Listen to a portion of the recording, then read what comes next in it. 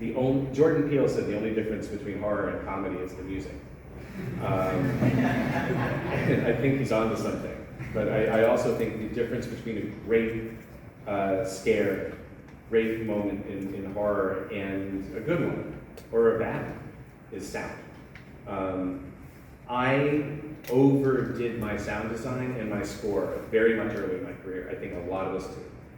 I think it's because we hear how important it is, how critical sound design is, and so we go out of our way to make something sound scary.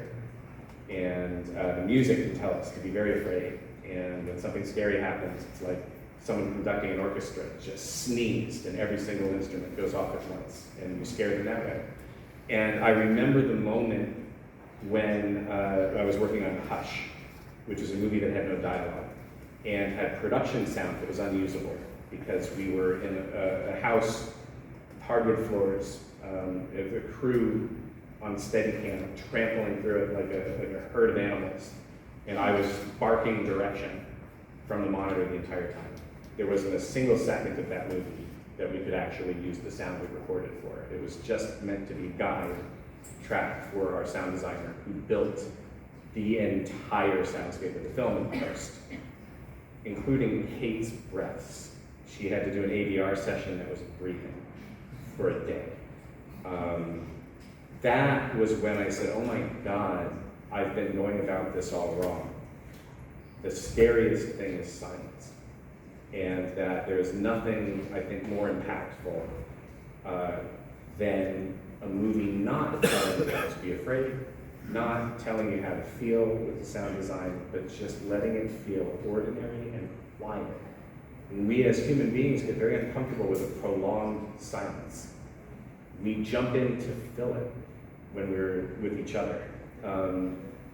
With horror, that is your greatest weapon, and you have to deploy it carefully. You have to choose when to pull the sound out and let the silence win the day. But even with Hush, we did this incredible sound design and then wall-to-wall music. And 8 years after the movie was released, we screened a new version here 2 days ago with no music. And I got to go back and revisit that sound mix and take all of that out, knowing what I know now. And looking back at the filmmaker I was 8 years ago and saying, the movie was it was good. But when you pull out 90% of the score, it's great. And seeing it in the theater, it became so immersive. And the suspense felt authentic and dangerous. And the movie was never telling me how to feel, to be afraid, to be nervous, or that anything would be okay. And that made the whole film a different and new experience.